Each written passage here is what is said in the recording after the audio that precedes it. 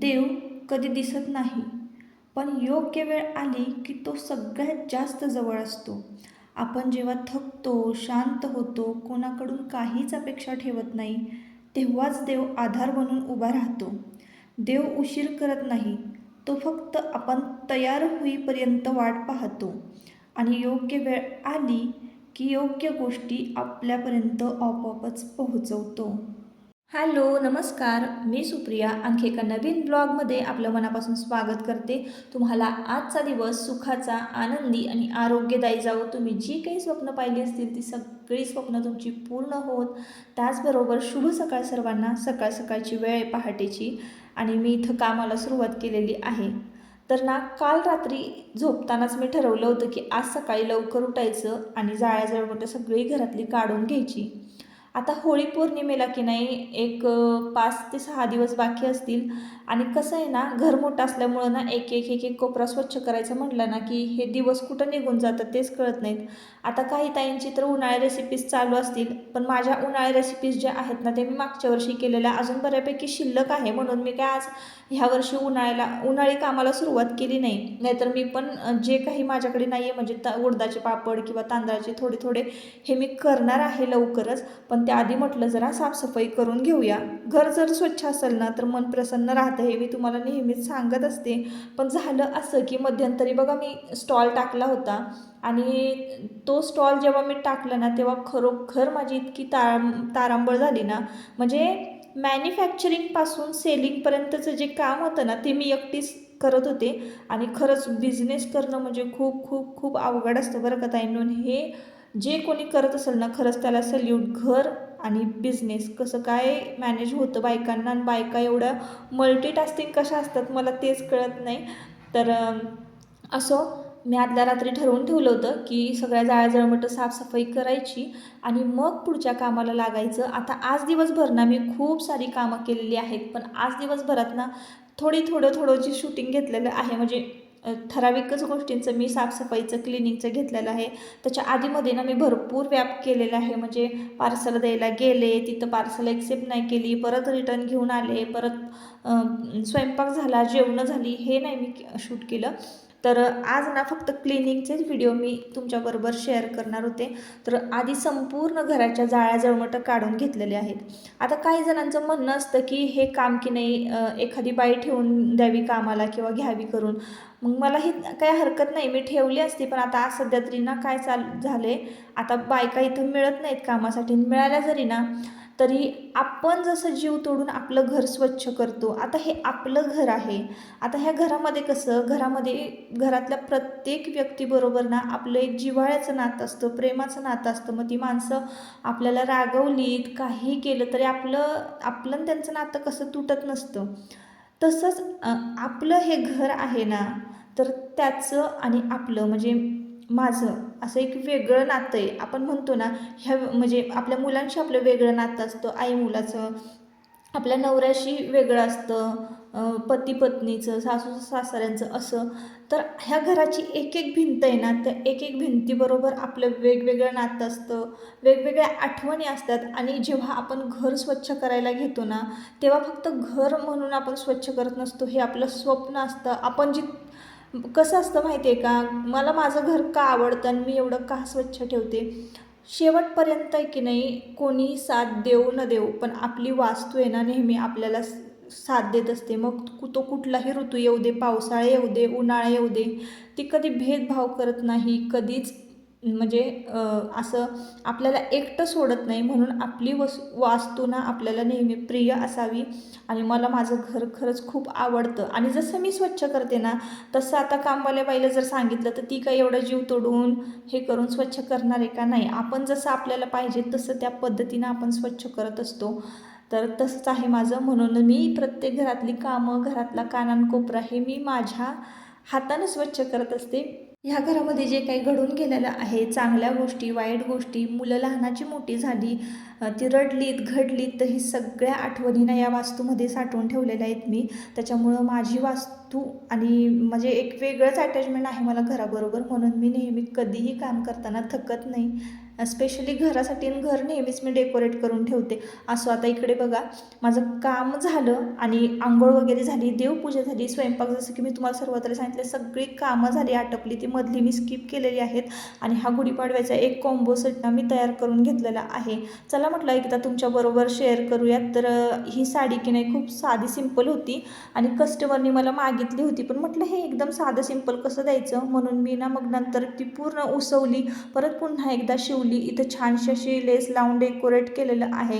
ह्या साडीची उंची ना 36 ते 37 इंच असावी आणि तिचं फिनिशिंग तुम्ही आतून बघितलं, टोपीचं दोरे धागे असं अजिबात तुम्हाला कुठेही दिसणार नाही. आणि हे 2 समई आसन आहेत बघा, त्याचं फिनिशिंग पण तुम्ही बघा, एकदम मस्त क्वालिटीला. कॉम्बो सेटमध्ये मी जी ऑफर दिलेली आहे ना ती अशी तशी नाही आहे ताईंनो. आणि फिनिशिंग आणि क्वालिटी तुम्ही बघा.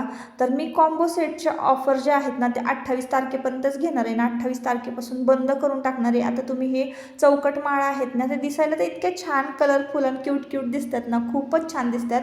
तर आमच्या घरासाठी सुद्धा मी स्पेशली बनवणार आहे, पण आता ऑफर कॉम्बो प्राईसची ऑफर एकदा का एक्सपायर झाली की मग मी माझ्यासाठी वेळ काढेन आणि माझ्यासाठी सुद्धा असंच तोरण वगैरे तयार करून ठेवेन गुढीपाडव्यासाठी. आणि लवकरच तुम्हाला गुढीपाडव्याचा व्हिडिओ येईल की गुढीपाडव्याला जरा वेगळं प्लॅनिंग आहे माझं, तर येईलच ते, काय मी तुम्हाला आता आधीच नाही सांगत. त्याच्यानंतर ना हे पार्सल पॅक केलं आणि द्यायला गेले पोस्टात. तर आमच्या तिकडचे पोस्ट ऑफिसवाले ना काही ना काहीतरी चुका काढतच असतात. तुम्ही पत्ताच नाही नीट लिहिला, तुम्ही हेच चुकवलं आहे, तुम्ही तेच चुकवलं आहे, असं करून आहे ना मी रांगेत उभी राहिली आणि माझा नंबर आल्यानंतर माझ्या चुका काढल्या आणि मग मी ते दुरुस्त करायला गेले, परत पुन्हा एकदा पत्ता लिहायला गेले. तर तोपर्यंत ते पोस्ट ऑफिस बंद झालं होतं. मग म्हणजे आजच्या दिवसात माझा पोपटच झाला बघा. आणि मग त्यानंतर मी घरी आले. म्हटलं माझा एवढा वेळ व्हायला गेला, घरी आले असते तर सगळी कामं झाली असती माझी. तर असो आता ना लवकरच आमच्याकडे ना पाहुणे येणार होते, त्याच्यामुळं थोडंफार क्लिनिंग चालू होतं ना. आता होळी आहे त्याच्यामुळं मी क्लिनिंगला सुरुवात करणारच होते. तर घरी पोहोचते त्यावर एक पार्सल आलं फ्लिपकार्टवरून. आणि हे बघा, हे हॅपी प्लॅनेटचं किचन क्लीनर आहे. तर हे मी जे काही रिव्ह्यू तुम्हाला देणार आहे ते अगदी खरं असणार आहेत बरं का. या आधीसुद्धा मी एक क्लीनर वापरलेलं आहे, ते ऑल इन वन क्लीनर होतं आणि ते ना खरंच खूप इतकं स्ट्रॉंग होतं ना. आणि हे पण आहे बरं का, पण हे कसं ह्याचा एक वेगळाच वास येतो, असं लेमन फ्रेग्रन्स आहे याला, एकदम मस्त ह्याचा छान वास येतो. आणि ते जे मी आधी घेतलं होतं ना, मी इथं कुठंतरी फोटो शेअर करते तुमच्याबरोबर, ते मिशोवरनं मी घेतलं होतं, त्याची लिंकसुद्धा तुम्हाला मिळून जाईल कम्युनिटी पोस्टमध्ये, चेक करा बरं का. आणि हे पण प्रोडक्ट मी दोन्ही प्रोडक्ट ना डिस्क्रिप्शन बॉक्समध्ये टॅग करून देते, तुम्हाला पाहिजे असेल तर तुम्ही घेऊ शकता. आत्ता वाजलेत संध्याकाळचे 4 आणि सकाळी काही पार्सल घेतलं नाही पोस्टवाल्यांनी. एक जे परभणीचं पार्सल आहे ना ते पोस्ट ऑफिसनं पाठवायचं आहे, कुरिअरनं, म्हणजे ते जात नाही प्रायव्हेट कुरिअरनं. तर काही असं असतं की काही जे पार्सल आहेत म्हणजे जे खेडेगावचे आहेत प्रायव्हेट कुरिअरनं पोचत नाहीत, तर ते ना आपल्याला पोस्टानं पाठवावे लागतात. आणि गेले मी खूप दिवस झालं वाट बघते की आता मग शनिवार गेला, रविवार गेला, सोमवारी देऊ बाबा पार्सल. आज गेले तर त्याच्यावरचा पिन कोड चुकलेला होता, म्हणजे मला जो दिला तोच मी टाकला आणि तो चुकला होता. मग परत म्हटलं, परत सर्च केला पिन कोड परभणीचा, परत व्यवस्थित पत्ता टाकला आणि ते सगळं करेपर्यंत का नाही पोस्ट ऑफिसच बंद झालं होतं, म्हणजे जेवणाची सुट्टी झाली होती ना. आता जायचं म्हटलं तर परत आता जाईपर्यंत पोस्ट ऑफिस बंद होईल. मग ते मंगळवारवरच गेलं काम, म्हणजे आता उद्या करेन. पण त्याआधी की नाही पाहुणे येणार आहेत घरी. आता कोण येणार आहे, काय येणार आहे ते तुम्हाला पुढच्या ब्लॉगमध्ये कळेलच. तर आता कोणी येणार असेल ना तर म्हटलं चला थोडीफार स्वच्छता, कारण अशी पण मी करणारच होते. आता होळी जवळ आलेली आहे तर त्यांचं क्लिनिंग करायचं होतं. तर मग म्हटलं चला आता ही पितळाची भांडी जी माझी नेहमीप्रमाणे, बऱ्याच माझ्या ज्या मैत्रिणी आहेत, माझ्या हितचिंतक आहेत, त्या सारख्या मला ओरडत असतात, म्हणत असतात ती पहिली तुझी ती भांडी भर आणि पोत्यात ठेव, दरवेळेस ती तुला घासायला लागतात आणि त्याच्यातच तुझी भरपूर एनर्जी जाते. पण काय करू, मला अशी पितळाची भांडी की नाही अशी डोळ्यासमोर असली की नाही घरामध्ये लक्ष्मी असल्यासारखी वाटते. त्या भांड्यांकडे बघून एवढं भारी वाटतं ना, एकदम म्हणजे घर असल्यासारखं वाटतं. आणि खरं सांगू का, तांब्या पितळांच्या भांड्यांमध्येच खरं लक्ष्मी म्हणजे लक्ष्मीचा वास असतो असं मला असं वाटतं. त्या भांड्यांकडे बघितलं ना की एकदम भारी वाटतं. आणि मी ना इतके पितळाची भांडी आता खरेदी करते की पुढच्या पिढीला कदाचित तांबं पितळ जरी मॅनेज करता नाही आली भांडी, म्हणजे स्वच्छ ठेवता नाही आली, तरी पण ना आवड असली ना की माणूस आपोआप करतोच. तशी मला आवड आहे ना, त्याच्यामुळे मग मी ती सारखी भांडी सतत स्वच्छ करत असते. आणि तेलकटानं ते इथं सारखं एकदम असं तेलकट चिवट होतात भांडी, तरीसुद्धा मी ती सारखी स्वच्छ करत असते आणि सारखी तिथं लावतच असते. तर त्यामुळं माझ्या किचनला शोभा येते बरं का. तर असो, आता असं ठरवले की चिमणी जी असते ना, म्हणजे जी अशी आडवी असते, तर ती घ्यायची आहे. ज्या कोणाकडे जर चिमणी असेल, कुठलीही घेऊ मी किंवा काय घेऊ, तर ते मला नक्की सांगा कमेंट करून. आता माझं प्लॅनिंगच आहे घ्यायचं, किंवा मग किचनचं रिनोव्हेशन केल्यानंतर मग मी घेणार आहे. पण त्याआधी आता जे किचन आहे जसं आहे तसं स्वच्छ ठेवणं गरजेचं आहे. तर असो, आता अजून एक हे हॅपी प्लॅनेटचं जे आहे किचन क्लीनर, ज्या कोणाला याची लिंक पाहिजे असेल ना, तर त्यांनी आपली कम्युनिटी पोस्ट चेक करायची किंवा व्हिडिओ खाली मी लिंक देतेच. एवढं मस्त आहे ना गॅस, याने बघा आत्ता मारलाय तर एकदम मस्त चकाचक झालेलं आहे. आणि खिडकीवर, टाईल्सवर, भांड्यांवर सगळीकडे आपण हे वापरू शकतो. वापरल्यानंतर याचा जो सुवास आहे ना, एकदम मस्त असा मोसंबीसारखा येत होता. तसंच मी एक all in one kitchen cleaner वापरले ना, ते तर इतकं स्ट्रॉंग आहे. आणि खरं सांगू का, खूपच भारी आहे. दोघं पण ते किचन क्लीनर जे आहेत ते भारी आहेत. तर ते पण छान आहे, त्याची पण लिंक मी देते. ते तर इतकं स्ट्रॉंग आहे ना की मारल्यानंतर तुम्हाला वेट करायची गरजच नाही. किती जरी वर्षापूर्वीचे तुमचे किचनमध्ये डाग असतील, ऑल इन वननी ना एकदम क्लीन होतात. म्हणजे आपोआपच ते असं तेलकटाची साल अशी सोलायला लागते, इतकं ते भारी किचन क्लीनर आहे. मागच्या वेळेस मी वापरलं होतं ना, आता म्हटलं यावेळेस जरा वेगळं वापरून बघूया, म्हणून मग मी हे मागवलं होतं. तर ही काय 215 किंवा 200च्याच आसपासचं याची प्राईज आहे. तर नक्की वापरून बघा. तर इथं काचा वगैरे ह्या तेलकट झालेले आहेत ना, तिथं मी हे वापरणार आहे. तर चला, परत पुन्हा एकदा ब्लॉगला सुरुवात करूया, कारण भरपूर मध्ये कामं झाली आणि आत्ताशी मग मी पुन्हा एकदा सुरुवात. तर मंडळी, माझं जुन्या वस्तूंशी काय अटॅचमेंट आहे ना, कधी कधी माझं मलाच कळत नाही. मला खणाच्या वस्तू, खणाचं कापड, जुन्या साड्या, जुनं प्युअर कॉटनची वस्त्र, तांब्या पितळाची भांडी, जुनी वाडी, आड, विहीर, सगळ्या ह्या गोष्टींची मला इतकी आवड आहे ना. आणि जनावरांची आवड आहे. तर हे का मला आवडतं माझं मलाच कळत नाही, पण ते बघितल्यानंतर ना मला असं वाटतं की नाही, जसं जुन्या काळात बायका ज्या जगायच्या ना, तशाच पद्धतीनं आपण जगायचं, तसंच राहायचं. एकदम हेल्दी, ना कुठलं त्यांना केमिकल होतं त्यांच्या जगण्यामध्ये, खाण्यामध्ये, राहण्यामध्ये. एकदम नॅचरल पद्धतीनं त्या राहत होत्या. असला त्यांचा म्हणजे जुन्या बायकांचा बांधा कसा होता, काहीही कुठलीही जिम न करता, कुठलं डाएट न पाळता, आणि एवढं काम करायच्या त्या बायका. मला तर वाटतंय त्याचमुळं त्या एकदम हेल्दी असाव्यात शेवटपर्यंत. आणि केसांचा आंबाडा घालायच्या, जाड असा आंबाडा असायचा. म्हणजे माझ्या आजीचं मी पर्सनली सांगते, तर ती पण इतकी गोरी पान छान, आणि नऊवारी नेसायची, छान आंबाडा असायचा, कपाळभर असं छान लालसर कुंकू असायचं, आणि एवढ्या सुंदर त्या दिसायच्या ना. तर मला का जुन्या गोष्टींची आवड आहे माझं मलाच कळत नाही. तर त्याच पद्धतीनं आपल्याला सुद्धा जगायला मिळावं असं मला नेहमी वाटतं. हां, नीट कर कॉलर.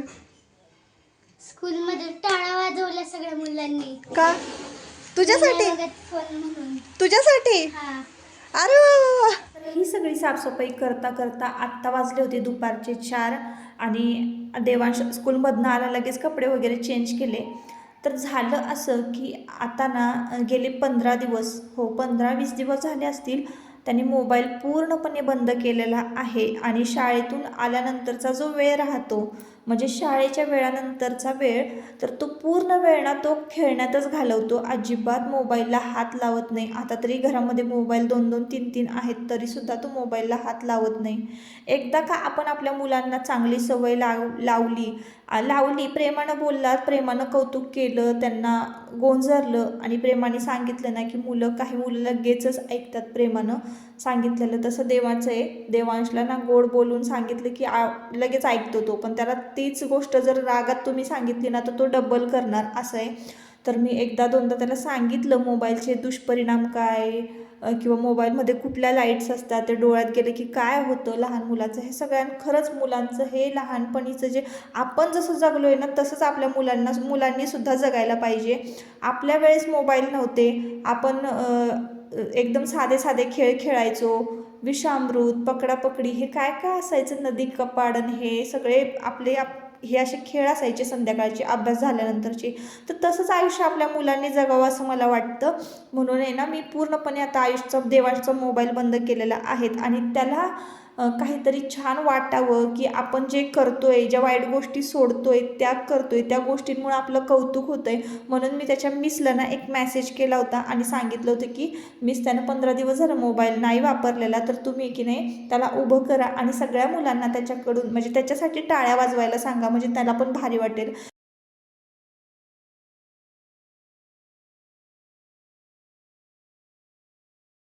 तर असं केल्यानं काय होणार आहे, एकतर आपल्याला मुलांचं आयुष्य जे आहे ते पूर्ण स्क्रीनलेस करायचं आहे. मोबाईलवर सगळ्या गोष्टी चांगल्याच दाखवल्या जातात असं नाही. म्हणूनच मग मी त्याच्या मिसला सांगितलं होतं की त्याच्यासाठी टाळ्या वाजवायला सांगा. असं केल्यानं काय होणार आहे, आपण ज्या वाईट गोष्टींचा त्याग करतो ना, तर त्या कधीतरी आपल्याला परत पुन्हा कराव्याशा वाटतात. म्हणजे आपण एखादी वाईट गोष्ट सोडतो की नाही करायची, तेव्हा आपल्याला ती परत करावीशी वाटते. मग परत करावंसं वाटू नये आणि आपण ज्या गोष्टीचा त्याग केलेला आहे त्या गोष्टीबद्दल आपलं सगळेच कौतुक करतायत, हे जर त्याला कळालं ना, तर मग तो परत पुन्हा त्या वाईट गोष्टीकडे जाणार नाही किंवा ते करायला बघणार नाही. म्हणून मग मी ही शक्कल लढवली. तर तुम्ही सुद्धा तुमच्या मुलाचं आयुष्य ना स्क्रीनलेस करा, मोबाईल अजिबात घेऊ देऊ नका. ती तुझा विश्वास नाहीये तिचा, माझ्यावर कसा विश्वास आहे, ती येते लगेच. बघ, या लवकर, तू ये, चाल घर, या घरात चल, असू दे दुसरं काहीतरी टाकते मी तिला, चल. ओ ओ काय तर संध्याकाळचं सगळं स्वच्छ धुवून घेतलं. सकाळच्या वेळेला पहाटे जाळ्या जळमटं काढली होती, ते मला सगळा जिना धुवायला किंवा घरातलं काम आटपायला संध्याकाळ झाली आणि संध्याकाळच्या वेळेला सगळा खळखळून स्वच्छ जिना धुवून घेतला आणि घरामध्ये आले आणि स्वयंपाकाला लागले. तेवढ्यात आठवलं की चला एखादी तरी रेसिपी तुमच्याबरोबर शेअर करूया. मग मी इथं पावट्याची आमटी करायला घेतली आणि लसूण फोडणीला घातला आणि लगेचच कॅमेरा चालू केला. तर एक पातेलं घेतलं, पातेल्यामध्ये तेल घातलं, लसूण चेचून घेतलेला तो घातलेला आहे आणि लसूण छान करपला नव्हता बरं का, खरपूस भाजला होता. आणि नंतर मग मी त्याच्यामध्ये घातलं लाल तिखट, हळद, मीठ आणि टोमॅटोची प्युरी. हे सगळं छान मिक्स करून घ्यायचं आणि हे छान भाजायचं तेल सुटेपर्यंत. आणि मस्त असा ताजा जो सोललेला पावटा आहे ना, तो आपल्याला या फोडणीमध्ये परतून घ्यायचा आहे. थोडंसं ज्वारीचं पीठ लावायचं आणि ज्वारीचं पीठ देखील छान भाजून घ्यायचं, तरच आमटीला मस्त चव येते. आणि हीच आमटी अशाच पद्धतीनं एकदम साध्या सिंपल पद्धतीनं लोखंडी तव्यात किंवा लोखंडी कढईमध्ये तुम्ही जर केली ना, तर तुम्ही नक्कीच अर्धी भाकरी कुस्करून खाल, इतकी छान ही आमटी लागते. अगदी साधी सोपी रेसिपी मी तुमच्याबरोबर अगदी 1 ते 2च मिनटात मला वाटतं शेअर केलेली आहे. त्याच्यामुळं अशी पावट्याची आमटी तुम्ही नक्की करून बघा. तर पावटा आपल्याला ना परतून घ्यायचा आहे, मस्त असं भाजून घ्यायचं आणि गरम पाणी आपल्याला यामध्ये लगेच ओतायचं आहे, घालायचं आहे. आणि गरम पाण्यामध्ये ना एकदा का उकळी फुटली ना, तर पावटा शिजेपर्यंत आपल्याला आमटी छान आटवून घ्यायची. आता आमटी आटते म्हटलं चला आता तोपर्यंत आटते, तर तेवढा वेळ काय करायचं, मग मी मिक्सर स्वच्छ करायला घेतला. आता जे हॅपी प्लॅनेट्सचं जे किचन क्लीनर आलेलं आहे, तर ते म्हटलं ते मारून बघूया होतोय का. तर मिक्सर एकदम चकाचक निघाला बरं का त्याने. फक्त जे खूपच जास्त चिकट डाग आहे ना, त्याच्यावर जरा ते स्लो काम करतं. मिक्सरवर मी स्प्रे करून ठेवलं आणि लगेचच मी इथं रोटी कवर धुवायला घेतलेलं आहे. आता मी स्टिच केलेलं हे रोटी कवर आहे आणि सगळ्यात जास्त सेल होणारा हे प्रोडक्ट होतं स्टॉलवर. 30 रुपयाला एक मी रोटी कवर सेल केला. आता हा रोटी कवर धुवायचा कसा किंवा वापरायचा कसा, तर तुम्ही चपातीच्या खाली आपण हे ठेवतो ना, तर रात्री तर आपण झोपतोच आणि बऱ्यापैकी जेवणही शिल्लक नसतं. तर त्यावेळेला आहे ना, थोडासा शॅम्पू किंवा हाताला असं हे घ्यायचं, लिक्विड घ्यायचं आणि त्याच्यामध्ये धुवून टाकायचं. रात्रीच्या वेळेला छान वाळत घालायचं, सकाळपर्यंत एकदम मस्त वाळतं ते रोटी कवर. आता ना खूपच रात्रीची वेळ झाली होती, 11:15 वाजले असतील कदाचित, म्हणजे पहाटेचा सुरुवात झालेली दिवसाला. आता दिवस मावळलेला आहे. आणि ही बघा साडी मी तुम्हाला दाखवते. तर सध्या आता ह्या साडीचं मी स्टिच करायला घेते. गुढी वस्त्र आतापर्यंतच्या ज्या स्टिच केलेल्या होत्या त्या सगळ्या सेल झालेल्या आहेत. आणि देवघर पण बघा किती चकचक करते. म्हणजे मी फक्त तेवढीच नाही, देवघरातली सगळी भांडी घासली, जेवढी सगळी होती नव्हती तेवढी सगळी पितळेची भांडी मी आजच्या दिवशी क्लीन केली. जिना वगैरे सगळं बाहेरचं सगळा एरिया. तर बऱ्यापैकी माझं सगळंच एकंदरीत घर क्लीन झालेलं आहे आणि बऱ्यापैकी कामही हलकं झालेलं आहे. चला तर मग आता आजच्या व्हिडिओचा शेवट मी इथंच करते आणि परत भेटूया आपण पुन्हा नवीन एका ब्लॉगमध्ये. तोपर्यंत स्वतःची काळजी घ्या, मजेत राहा आणि घराची आजूबाजू बघा कशी दिसते, एकदम मस्त आणि प्रसन्न. एक एक गोष्ट चमकत असली ना घरातली की मन एकदम शांत होतं आणि एकदम शांत झोप लागते. तर चला मग, गुड नाईट.